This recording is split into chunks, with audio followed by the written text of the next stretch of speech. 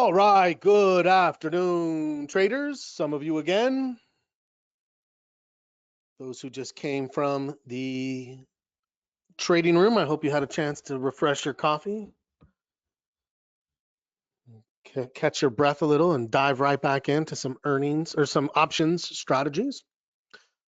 Those of you who are just coming, welcome out to the Tradespoon Active Investor Workshop Series. Our bi-weekly, is that it? Every other week? Bi-weekly? Bi-weekly education forum on strategies, analysis, and all things trading. Today we are talking about playing pre-earnings season volatility. So it's a very appropriate topic. As we were looking today at some charts, we realized that earnings season is indeed right around the corner. If you pay attention, it's funny because 20 years ago when I first got started in the industry, Alcoa AA, Dow Component Aluminum Company was always the first to release their earnings. So I would always, if it was like, hey, are we close to earnings season? Is the earnings season coming up? What does earnings season mean? Some people are like, well, what do you mean by earnings season? So there's a 2-week window, approximately 2 to 3 weeks, where it's something like 70 to 80% of companies are going to report earnings during this window. So it's just right. This is a gauge of overall macroeconomic strength by way of corporate information, right? How is corporate America? We get a lot of economic indicators that tend to be government oriented, Department of Labor, things like that, right? Inflation and the Fed, but corporate information comes by way of quarterly earnings. And when earnings come out, expectations rise. And expectations rising are directly correlated to option prices rising. When we talk about pre-earnings season volatility, we're talking about the fluctuations of implied volatility and the pattern that it tends to go through prior to earnings announcement. So that's something that we'll look at today. And we'll look at the strategies and what are we looking to try to capitalize on? What are we accomplishing? Hi, Thomas. Good to see you again. So my name is Scott Beck. I am the head trading coach here at Tradespoon. I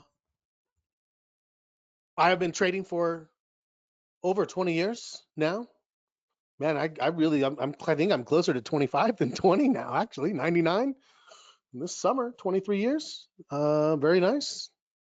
I've been teaching for actually close to 20 years now, 18, 19 years.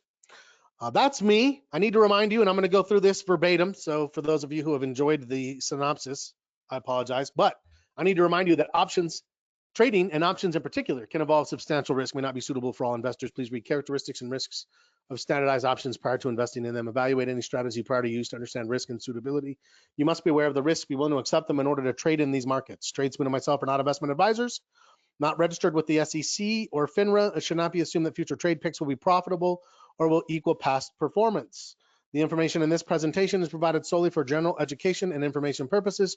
Any strategies discussed, including examples using actual securities and price data, are strictly for illustrative and educational purposes. In order to simplify the math, commissions, fees, margin interest, and taxes have not been included in the examples used in this presentation. Those costs will impact the outcome of your results and should be considered. Lastly, I and/or the team of Tradespoon may have a financial interest in the securities presented on the trade picks. Vlad Karpel, Tradespoon founder, is also an investor and a consultant of AOS Inc., which does business as Trading Block and Money Block, a FINRA and SIPC member broker-dealer firm. Tradespoon and AOS are not affiliated companies, and each firm's material is not endorsed by the other. Okay. Can everybody hear me okay? It's a little quiet out there.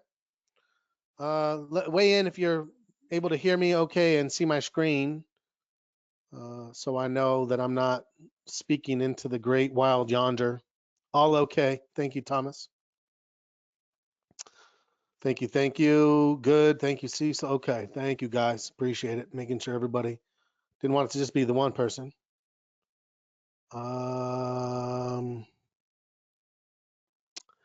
Okay. Let me. And now what? And now what?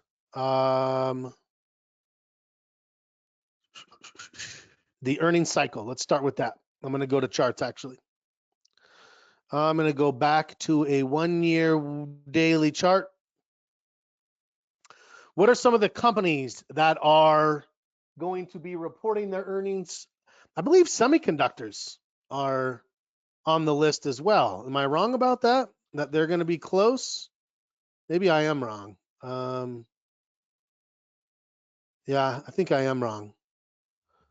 They're not far away, 125, but it's here's Alcoa. So Alcoa is on January 19th. But this is what I was going to say over the last 20 years. What I have noticed is that financial companies, Citigroup, they will report on the 14th. Bank of America, and you'll notice that there tends to be a correlation of not necessarily sectors, but at least industry groups reporting around the same time, if not even on the same days. But you've got financials really kicking things off, and then from there you're gonna see this window from the 14th through, I would say, maybe the 7th of 4th maybe of February, early into February, where we have earnings season. Now, it's interesting. The comment I made is that and that's what's going to make this presentation a little bit interesting, is that I have noticed, I asked in my trading room if others agreed. I had a few positive responses, but I've noticed that the pattern that we tend to see around earnings hasn't been the same since the pandemic.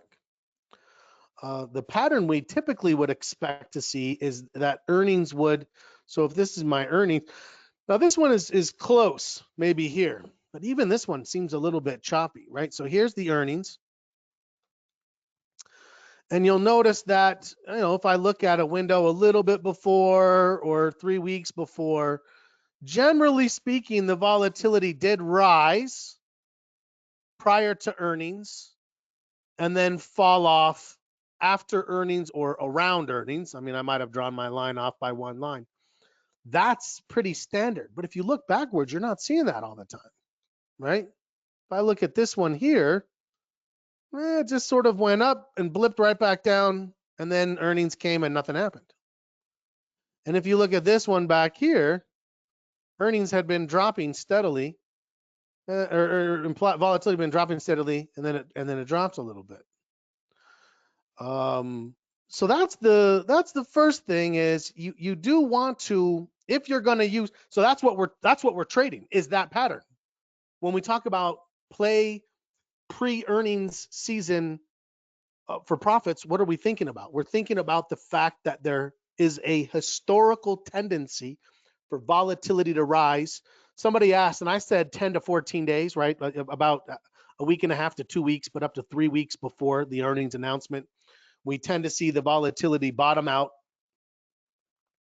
and then start rising prior to earnings and then dropping after earnings. So if we get this now, right, here on Bank of America, we're expecting earnings to come out on the 19th. We're right around that window. So you can see the volatility is low. What would the expectation be? The expectation would be volatility to swell. But, right, remember what's happening. The expectations are rising because there is a specific event, right? There is a specific event that is being released, an event that has gap potential. If they announce a significantly favorable report, they smash expectations, they raise their guidance, the stock is going to almost instantaneously, right? As soon as it's going to open at a higher rate, especially if it's, if they report at 4 p.m. So the way that they report, if you're not aware of this, is typically you're going to see AMC or BMO before market open or after market close. You may see DMH during market hours. That's pretty rare. Before market opens, they typically will announce it around 9 a.m., so about a half an hour before the market opens, which gives it plenty of time to start moving. If they announce after market close, they literally will announce it at like 4:03 p.m., like 3 minutes after the market closes, they announce. And then if you're watching the after hours quotes, so like right now on Bank of America, you can see up here on my chart that we closed at 47.99. After hours right here has dropped just a teeny little bit, 47.82 by 47.85, because Bank of America is trading for the next, 3 hours and 15 minutes. Remember that we've got extended hours in trading stocks. You have an hour and a half pre-market, so 8 to 9:30 a.m. You have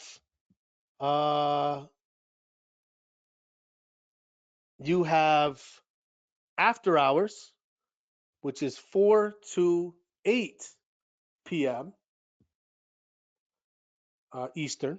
So we're right in the middle of that. So what's going on is, now how do those transact? If you're ever curious about how that works, the way that the after hours or pre-hour trading works is it's done through an ECN, electronic channel network. I might oversimplify that, but ECNs, which is just an electronic network linked up between all the brokers. They all connect to it.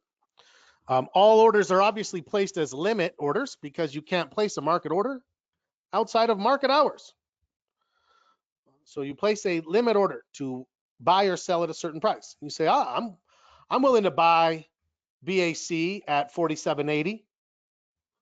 Well, right now, no one's willing to sell it at 47.80, but if someone was willing to sell it at 47.80, 2 cents lower, they would transact that and we would see it become a bid, a tick. And so it's all limit orders. So it's much, much thinner. It's much easier to push up or down, especially in panicky situations, which earnings tends to create. So what happens? They announce their earnings. It's good or bad. Literally, if this was an earnings day, we could see this up at 52. That's a 5 and a 2. Or it could be down here at 44, right? I mean, it has the ability to gap up or down. That's not what we're trading, believe it or not. Trading earnings after the fact is very difficult and very frustrating, because if you're wrong, it's like you can be wrong and lose everything instantaneously. You're like, oh, I think it's going to be good. I buy a call. You hold through earnings, it gaps down, the volatility drops hard, and what happens? You're worthless at that point. Now, an earnings trade that you might hold through earnings. So there's, again, anytime you're trading around earnings, you're trading the volatility. If you're trading going up into earnings, you're trading the volatility rising. If you're trading after earnings, you're trading that volatility dropping again. So when it comes to strategies around earnings announcement, the key word is not technically a Greek, but Vega. Vega. If I am going to trade before earnings, I want a Vega positive trade that will capitalize on volatility rising. If you buy an option, so a lot of people think, oh, I don't want to trade before earnings. Well, if you have a directional bias before earnings, that's a great time to trade. Buy a call or buy a put and just ride it until earnings. Whatever you get, you get. But your expectation for time decay is going to drop because whatever you're losing from time, you're offsetting and then some by an increase in implied volatility. The volatility, if again, the hard thing is, it's like I'm looking at this chart and I'm like, man, I don't see the pattern very well here, little remnants of it. I'll go through a few other stocks here in a minute so you can kind of see if we can find one that looks like that, or if you know what I'm talking about and you know a stock that you have kind of seen where it, I mean, it used to be where you could find stocks that would just be like, it goes up and then it drops and then it flounders around and then it goes up and then it drops and then it just kind of moves around and goes up and then drops. And it was just like a heart chart. It just pumps and pumps and pumps, and every time you'd see it. Well, that's the kind of stock you would be looking for to try this type of strategy. And again, I'm not saying that if it doesn't do that, you can't trade that window before. Just saying, if you are trading specifically around the earnings date, volatility is a driving factor in the trade, with an expectation that volatility will rise going into the announcement and it will drop coming out of the announcement. Let me know if you have any questions as we go along, because I know that we get into some heavy stuff when we start talking about the specific Greeks for option strategies and volatility and what's happening. But what I want you to think about is what's driving volatility going up is as people know that earnings are coming out, their expectations are elevating. I think the earnings are going to be good. They buy calls. I think the earnings are going to be bad. They buy puts. I think they're going to be big, but I don't know which way. They're going to buy straddles or strangles, which is calls and puts. But what you have is a preponderance of buyers. Okay, buyers are coming in. Now, the market makers, they didn't fall off a turnip truck on their way to the markets. They know what's going on. They're pretty savvy market professionals. They know what happens. And so they know that the expectation is that volatility tends to rise. At the end of the day, though, they do what they're supposed to, trade what you see. So if they see order flow demonstrating that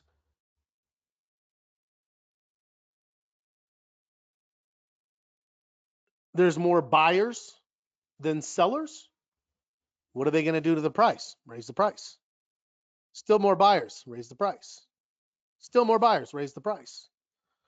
Typically, you would see people buy all the way up until earnings. And then what? Well, it's like taking bets. You don't take bets anymore. The expectation's off. The event is happening. The fact that the event's happening, the market makers know that everybody who bought options is going to do what after the announcement? Sell them. They don't necessarily wait for the sellers. They anticipate that sellers will come. If you've ever heard the term volatility crush, that's what's happening outside of earnings, right? On the after earnings. The volatility doesn't slowly, steadily drop when the market makers are like, oh, there's more sellers. Well, we should lower the volatility. It'll drop 10 points, 12 points overnight. So if you have a trade that you're going to hold through earnings, you're going to very quickly want it to go from being Vega positive to being Vega negative. So on this side of earnings, we are looking to be Vega positive. That's a positive, not a cross. We're not hanging it or crucifying it.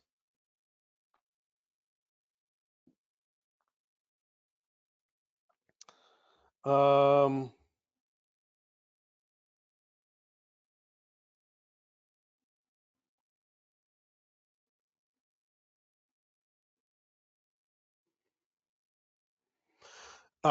this side, we're going to be doing a Vega negative trade. So a question just came in. Now we're going to get to the nitty gritty, because that's the thing. There's not just this is the best strategy.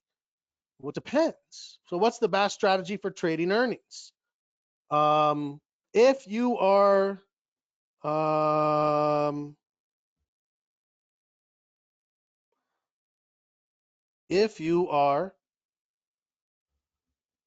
planning on trading prior to earnings, you want to do a Vega positive trade. So let's start with that. And again, there's still not a best strategy, because if you're trading prior to earnings, you're trading volatility rising, and you're trading, well, it depends on what you're trading. So we've got 3 ways to go. We've got volatility rising, and then we have, do you have a directional bias? Do you think it's going up or down? Strategy simple: buy a call, buy a put. Do you think it's going to go up or down, but you don't know which? Buy a strangle. Now, what's going to happen is this gives me both. What's going to happen is, even if the stock drops, if the volatility is rising, it's going to pump value in, right? It's going to pump the value in, and it's going to do it on both sides of the trades, right? It's going to pump. Even if the stock is dropping, the call is actually going to assist. It's not going to raise the value of the call. I'm not saying that, but it'll help sustain the value of the call while it's amplifying the increase in the put. That's how a strangle can work if you're in a rising volatility environment.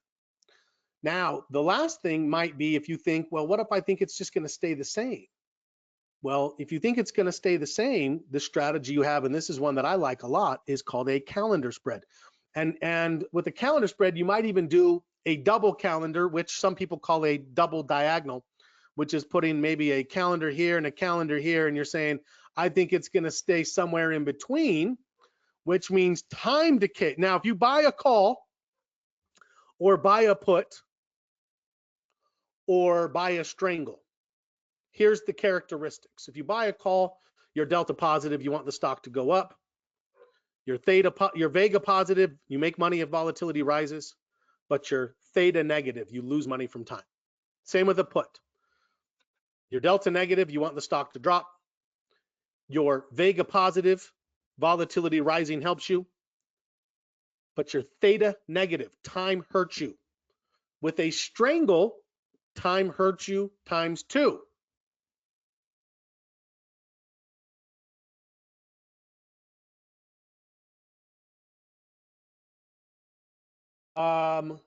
But if you want to put time on your side, the only way to put time on your side is to take direction out of the equation. So if we say, I'm willing to take direction out in order to get time on my side, now time is coming into play. That means we have to be neutral overall on the trade. How do we have time on our side and volatility on our side? That would be a calendar spread. Now, as I think about it, theoretically, if you were directional and you wanted time and volatility, I think you could probably do I'd have to look and play with it a little bit, but I'm actually thinking maybe a diagonal spread would help in that regard. But you know, again, remember what we're trading. We're trading that there is a high probability that volatility will rise the last 10 to 17 days before earnings. So if you're looking at a stock and you're like, oh, earnings is in 2 weeks. I work with a lot of people who are like, oh, earnings is 2 weeks. I'm not going to do it. Like, well, why? As long as you're not holding through earnings with what you're doing, that's not our strategy. Because if you hold through earnings and you have a Vega positive strategy and you hold it one day too long and that volatility drops out, it's going to crush you. It's volatility crush, right? So if your directional calls, if your calls are going to be more aggressively directional, diagonal spreads will be more conservative, what will benefit more from time. Puts, same thing. If you're neutral on the stock, if you think, hey, this thing's just going to grind it out prior to earnings, double calendar, double diagonal. Now, what about holding through earnings? It's very interesting to me because probably one of the most common that I see a lot of people do is actually to buy a straddle or a strangle and then hold through earnings. And essentially in that regard, you're trading that potential of a big price move, that it could gap up 10 or gap down 10. But you're buying a straddle or a strangle. You're buying a Vega positive ×2 strategy, which means you're going to lose a little bit in time, a lot on volatility, and now and one side or the other is going to get hurt. So the other side has to make up for all of that, which means if you don't get like a $7, $8 move, it's very difficult to make money on those. So sometimes you'll hear about someone who's like, oh, I did a strangle and I made a great amount of money, but you don't know, well, how many times have you done strangles? How long did it take to do that? How many did you have to do? You buy a strangle and the stock doesn't move, you're going to get hurt on both sides. You're going to lose on the call and on the put. And they're expensive, those straddles or strangles. Somebody mentioned iron condors. Yes. Right? So I might be able to put, let me erase this and start over now around. So now we're talking about after earnings. We're saying right here, if we're gonna, that's a terribly unstraight line. Let me draw a straight line. Now, if some of this is new by way of the Greeks, go back to the recorded archives of the Active Investor Workshop classes. And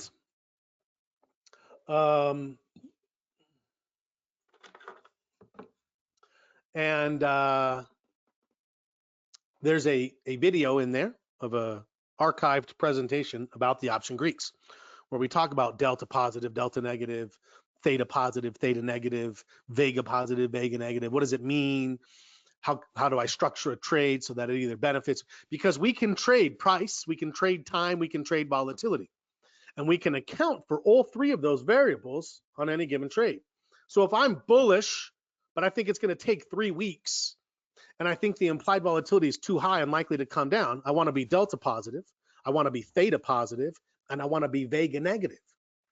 What strategy is delta positive, theta positive, and Vega negative? Vertical spreads, bull put, bull call. And now I know what I do. That's that simple, right? It's like that. That is a strategy that will provide me those characteristics. And then I can go about and build the right strikes and expirations and get the trade exactly the way I want it. So now if we're talking about after, then our assumption is volatility has risen, it got up to a certain point, and our expectation is that now it's going to end up back down here at 28. It's going to go from 38 to 28 overnight almost.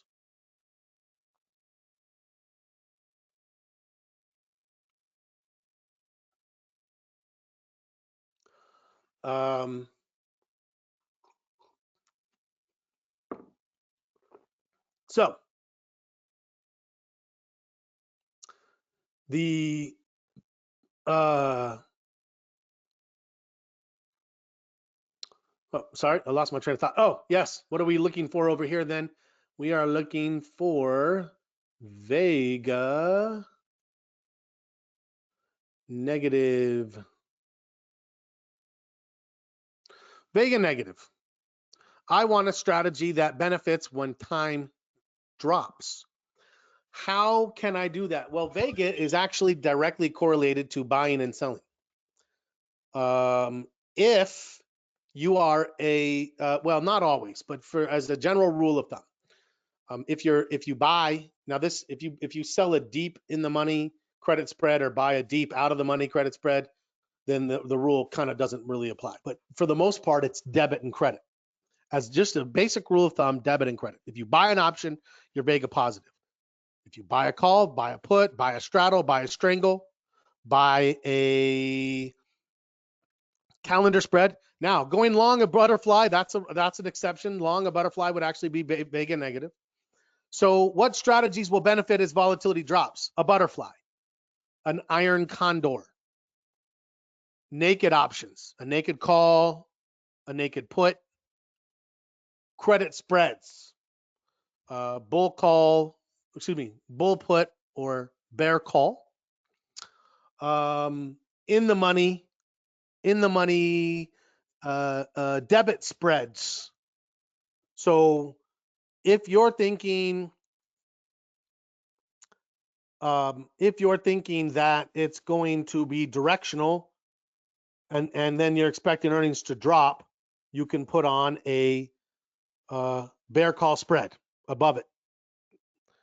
And even if the stock were to rise, as long as it didn't get above your spread, even if it got close to your spread, the volatility dropping, the time decay, you'd probably still be okay. If you think that the stock is going to rise after earnings or on earnings, then you could put on a bull put spread right before. And if the stock goes up, you make money. As time decays, you make money. As volatility drops, you make money.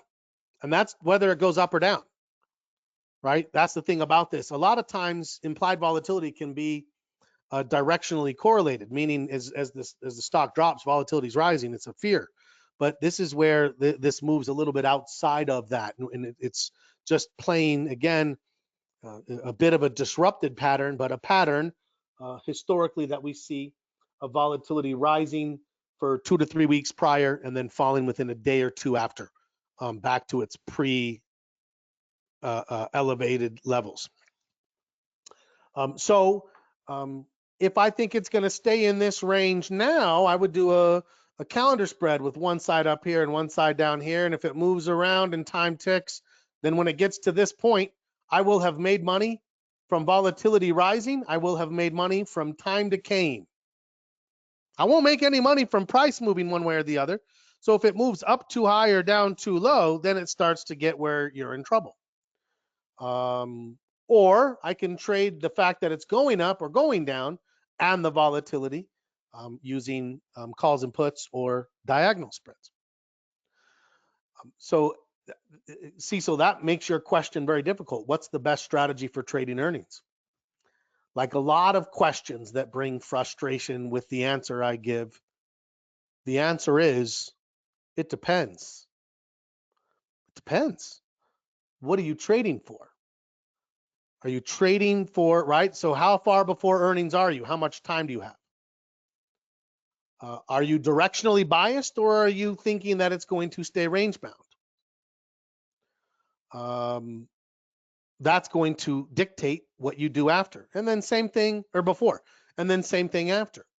Are you trading for it to not make a big move, to make a big move, but we don't know which way, or to make a big move up or down? If you think it's not going to make a big move, you'd do an iron condor and you'd say, I'm going to put a bear call spread up here and a bull put spread down here. And as long as it stays in this range, it'll get to expiration, volatility will drop back down, and I'll make money from time and from volatility. That's a trade that Vlad and I will both do at times in our trading rooms. Pretty conservative. I mean, even if you're wrong, it's not like catastrophic. It can stretch you and stress you a little bit. But just that's mainly what we're looking at there.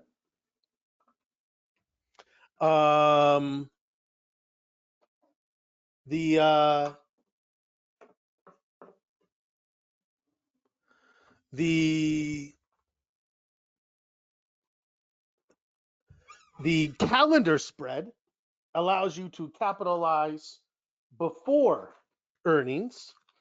The iron condor allows you to capitalize after earnings, right? So again, it very much depends on which way we think it's going to end up going. So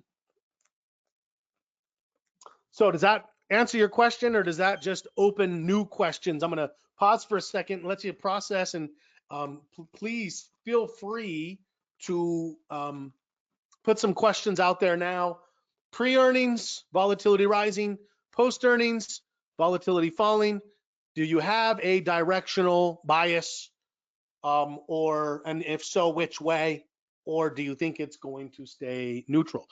Those are the questions that have to be answered for us to know which strategy.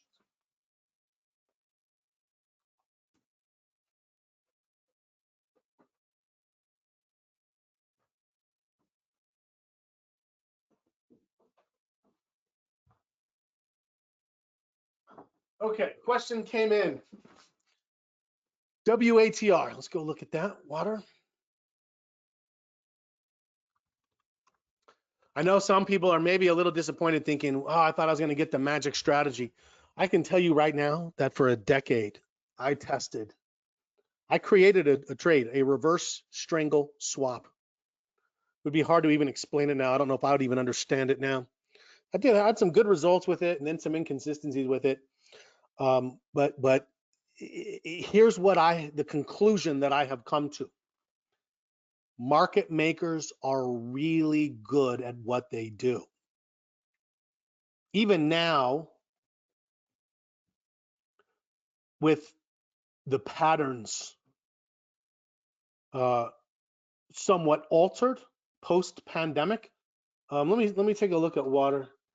Wait, WATR. Am I getting the symbol wrong? WATR. Why can we see blowout earnings and stocks tank? Buy the rumor, sell the news. Oftentimes, it's because maybe some competitors had reported so good that when they reported their good earnings, it wasn't good enough relative to expectations. Maybe it's because they smashed it on this quarter's earnings and then they said, but we now think it is going to drop from here.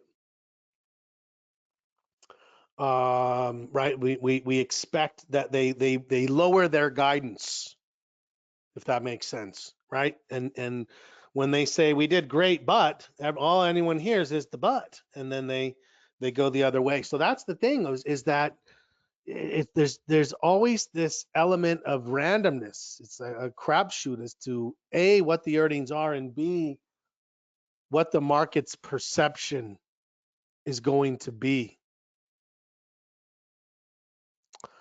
How to find out what the normal move or ATR? Well, see, that's the hard thing. An ATR is an average true range, but what we're about to see is something that's above average.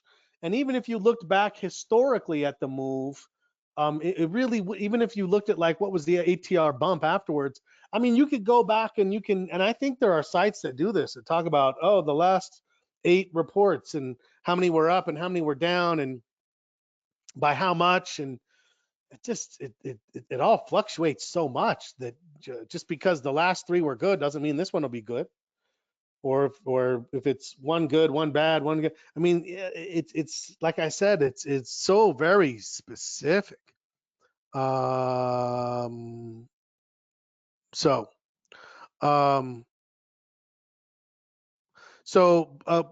call and then putting iron condor the day before earnings. I mean, I guess theoretically you could. To be honest with you, I've never really tried to do like buy a straddle or buy a strangle, let it run up, and then sell the iron condor around it. That's interesting. Um,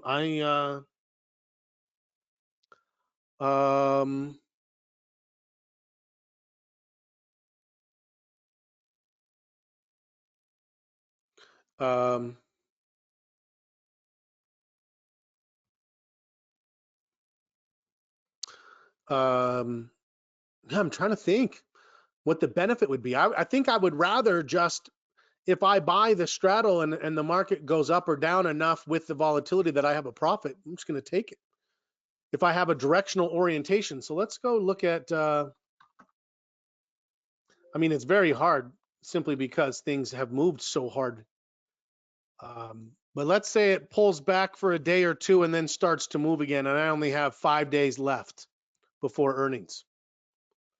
Right? So it pauses here and then it comes down and then it pauses and then it starts, and I think, okay, I think this is going to happen. I would use Heiken Ashi candles, first of all, to basically, as long as I have momentum and the earnings announcement, so you can see like right here, if I got in, ride it for 3 days and then get out. But this one here, you can see it never really had any momentum to speak of. This one did. It went up all the way before earnings, and then you could have gotten out, and that would be the end.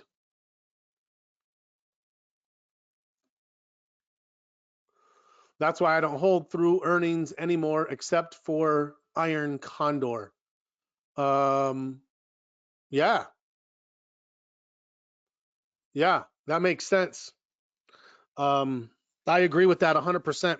And it's very difficult because if you buy a call and you write it up and then you get out like you're supposed to, you take your profit, and then the next day they announce earnings and it smashes 12% higher. Oh man, it's nearly impossible not to feel that regret. Oh, I should have held on. Oh, I should have stayed in. It's oh, that's not the plan, right? That's not the plan. The plan is trade for 4 days of momentum, trade for an increase in implied volatility, take what you get out. And that's the plan. So yeah, that's really about it. There's really not much else that we can do. Uh, um, Same thing if you do the iron condor and then it smashes higher, and then the next time you do the strangle and then it doesn't move at all, and then you do an iron condor and it smashes higher. It's just like, look, you got to just kind of pick your strategy. As I said, these options are well priced based on supply and demand of options, and the strategy. Think about what's going on, right? You've got this guy trying to do strangles and this guy's trying to do a butterfly, and the market makers are just like, yeah, bring the business, come on, let's trade, let's go. There just has to be the most consistent variable. And as I say that, I even find myself shaking my head like, well, usually the most consistent variable is volatility, rising until, falling after. Check your stock, make sure that it does look good in that regard. I'm trying to think of maybe ISRG used to be very consistent, intuitive surgical.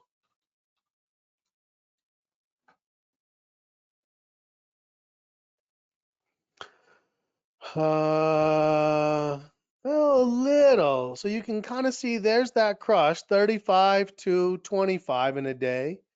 Here's another one. This is where it rises and then it falls.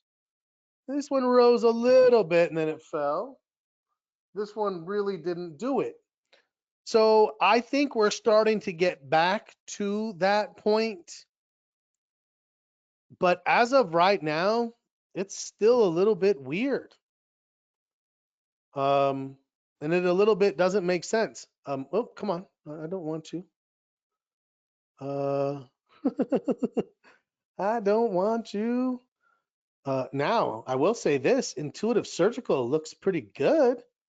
Like a little bit of a cup and handle.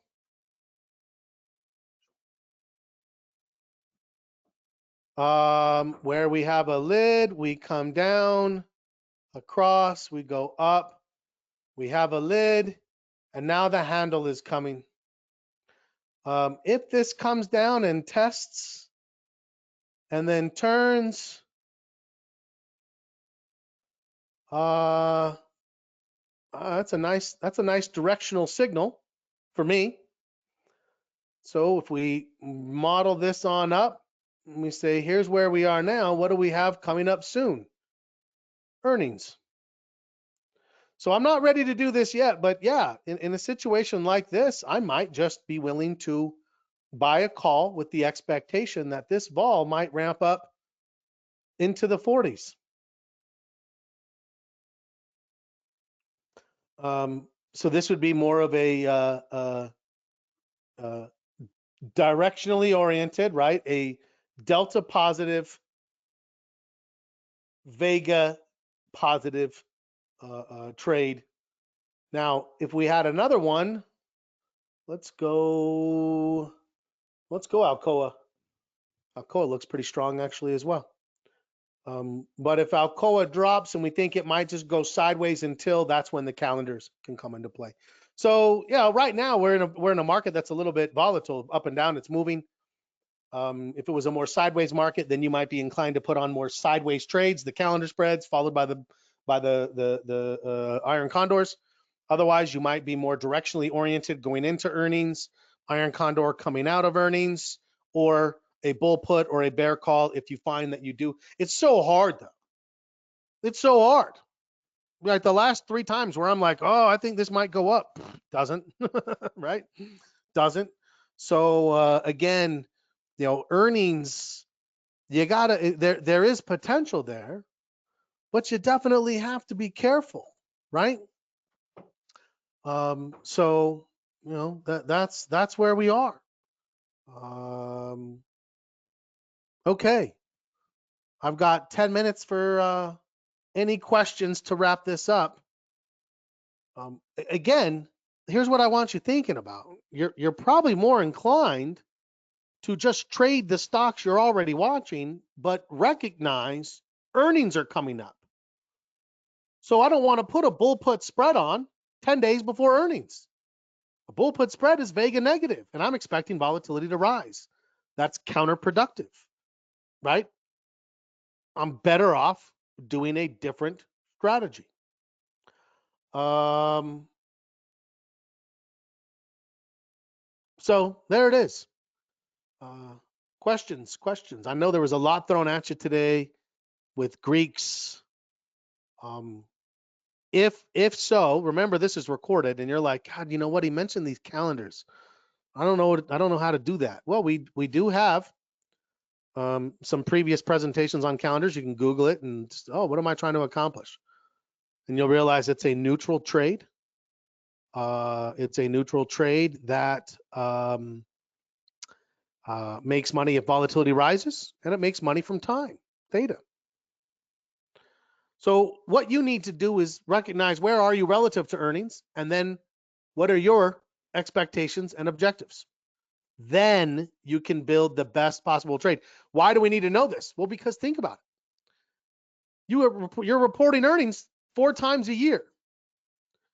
And if it starts 3 weeks before and lasts 3 to 7 days after, then 4 times a year for a month. If you don't have the ability to adapt and adjust around earnings, then you just have to avoid it. And now all of a sudden you miss all these windows. It's like, well, I don't want to do that. I just want to learn enough to be able to start making some adjustments and fine tuning that will allow me to build the right trade for the right circumstances, and recognize that earnings will then create altered circumstances. So, what charting platform am I using? Thinkorswim. These are the Thinkorswim charts. Some people may have black ones because the default perspective on Thinkorswim is black, but I have my settings to a light, but that is the platform that I'm using. Yes. Any other questions? All right. Well, I'm going to take a look ahead. Today, I didn't even look at what we were talking about until during the trading room. And now I'm so curious. What is next time? In 2 weeks, on the 18th, we will be back.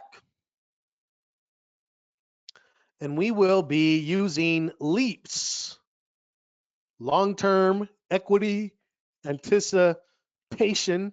That's the P. The P is for patient. Long-term equity anticipation securities, basically options that are longer than 6 months. So if you thought, hey, you said something about diagonal spreads.